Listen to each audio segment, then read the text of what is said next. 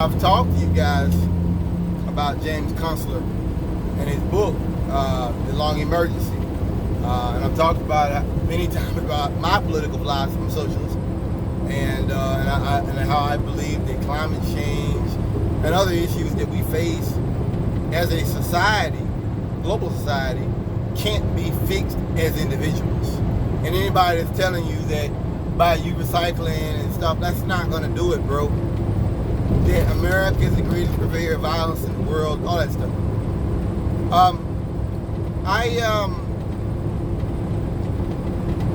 I want to talk for a moment about my experience this year, this year and last year. How, for me, let's get into it. For me, this has been a long exercise. I mean, it sounds bad to say that all the death and destruction and chaos that's happened. I knew we'd have a pandemic at some point. I've done videos in the past, no one watched them, on my preps, on stuff I've got. I mean, you make a list of things you expect to happen. For me, pandemic was one of them. I didn't think we'd have a president that would act so recklessly. And I didn't think so many people would be okay with it. Because that's really, to me, what Trump said, is that what the Trump era represents is this is the era of politicians just screwing over the American people, and the American people kind of saying, yes, we want to be screwed. We're okay with that. And the fact that America is no longer a force for good, which it never was, but that maybe now Americans don't even want to pretend to be the good guy. That was a wake-up call. There are certain things about COVID that I knew would happen. And there's certain things about COVID I didn't expect. The amount of arrogance about the mask. It's really kind of frustrating and angers you to know you live and work around so many profoundly stupid and anti-intellectual people, and to know that they are so easily taken in by that. It hurts you. It makes you hate society. I can tell you, COVID made me lose faith in humanity. That's over with. Listen, before COVID, I don't watch American television. I don't listen to American music. Very little American media. Very little.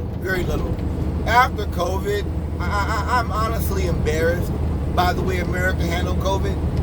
And I recognize this is bigger than Trump, because the fact that Americans can understand that this bastard wasted months and did nothing and no one cares, it lets you know America's done. This country's fucked, man. All they want to do is run around and talk about tranny bathrooms. This country's done, man. And then, we had the Afghan war documents come out. Ain't nobody talk about that, did you? I'm telling you, every president, including Obama, has known the Afghan war has not been working, has not been doing very well, it's been a failure. No one talked about that. No one's talking about Julian Assange, him having his mental problems. No one's talking about that.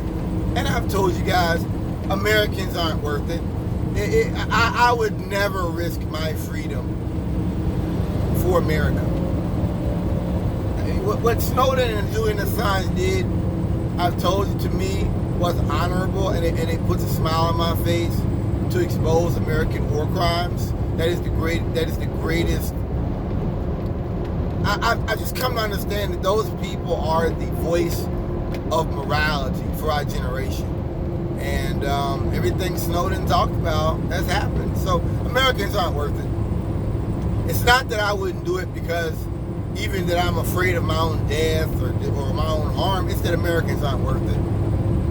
What's the point of you going out here and risking your freedom, your family's freedom, all that stuff for a bunch of rednecks? What's the point? I mean, really, come on. So, going back to it, COVID to me, it's been an exercise. I've had to break out a lot of stuff. I knew back in March, I said before, I knew back in March this thing would go on for a long time, because one thing about pandemics, if you don't respond appropriately, they will mutate. They will continue to mutate. That's what these things do. And I knew then, I've talked about this before, that I think America's kind of like disease control it's kind of been a wing and a prayer. It has. I mean, SARS went away somewhat. It mutated on itself, so it went away. They had a cure for that or a treatment for that. And we know China covered up the stuff about SARS. There's no cure for HIV/AIDS. There's no cure for certain forms of hepatitis. There's no cure for a lot of stuff. We just don't hear about it because we've kind of moved beyond that. We have our protections. But when you're a prepper, when you study these things, you know and you understand that we're never prepared. And intellectually, Americans have this idea of we're rough and we're tough. I guess I kind of knew back in March, if I go back on some videos, I knew back then that the American culture is one of not taking care of one's health, not protecting yourself, and all that stuff. Just the macho jingoistic stuff, you know what I'm talking about. So I had bought 2 boxes of gloves, hand sanitizer. At that time, I had a half respirator. I had a full face, half face. And I've got a bunch of KN95 filled. I was actually buying from China.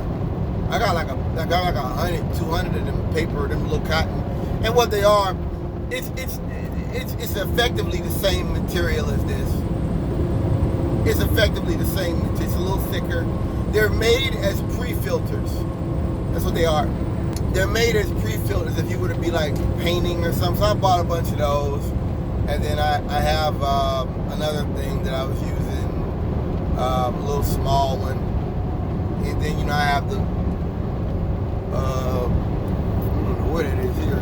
Oh, I got this thing here that I've showed you, which is a HEPA filter that I've got. It blows the air, circulates the air. I got another one that I bought, because I can't buy filters for it. So I knew COVID would go on for a long time. I knew it because I knew that Americans are stupid. I knew that Americans don't value public health. I knew that. They don't. Now we're hearing about the governor of Florida taking bribes for the vaccines. I remember back in March, Texas, they were having parties and stuff. I knew back then Americans wouldn't handle COVID well. So, and I knew that Americans already didn't have a public health. See, we already didn't have a culture of public health. And I knew that Trump's whole stick has been upon making mockery of science. You understand? COVID was a prepackaged tropism. You understand?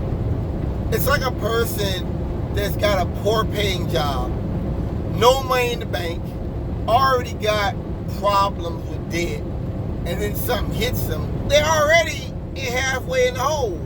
That's what COVID was to me. So for me, this last year and a half, it's been about a year now, it's been one long exercise. It's been an exercise in the fall of America. When I seen the rednecks come out there with the vests and the guns, where I live at, North Carolina, I knew that was coming. The rednecks going up there to the voting booth with the guns on their hip. I knew what that was, man. That these people are fighting for the right to die. And understanding that we don't live in the same country. I believe in public health. I believe in science. And Trump saying that, oh, well, I know better than the scientists who have doctorates in public health. I mean, it makes one take a long glance at America. It makes one take a long glance at American values. And for me, this country is done. America's a joke, and it's an embarrassment. And no one should ever take us seriously again. I'm gonna say it again. No one should ever take America seriously again. And I must say, COVID should show the world America has no business telling anybody anything, anywhere about public health. Because we don't because we don't value it ourselves. I think public health was our soft power. You know, when you look at the British, you know, the BBC, cricket, the Anglican Church, these were the soft power, the salve on the oppressed nations. Where is the biggest Anglican church in the world? It's in Africa. Who still plays cricket to this day? The Indians, India. So you know, I think that America's soft power, because I public health. I think that the rest of the world looked at America and said that they're a warmongering power. But if the balloon ever goes up and we get a major breakout pandemic, America will save the world. No, it won't. And what COVID shows you is many Americans don't even want that.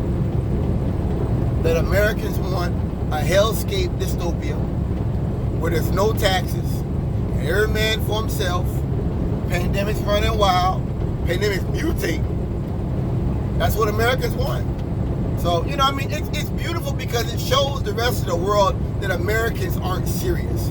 That's my major point. If you hear nothing else I say, Americans are not serious about solving world problems.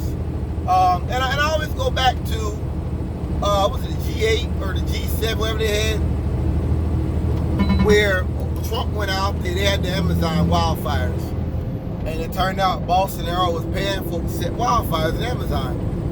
And they were at the end of the G8 summit, they were discussing dealing with the wildfires. And Trump left. And I always go back to that picture of the empty chair.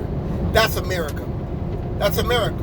America has abdicated the power, the rights, and the responsibility of being a global partner for good. And that Americans have taken themselves out of that partnership. Not that the world put us out. We put ourselves out of the global partnership for good. So Americans can no longer put out this bullshit narrative of being a force for good because Americans themselves don't even want that. America wants to be the country of screaming about the Kung flu. That's what Americans want. Americans want to be the country of assaulting Asian people. That's what Americans are about. So, you know, for me, Trumpism was a wake-up call for what American values are in 2020, 2021, going into the future. The hardened nature of Republican politics today, and just the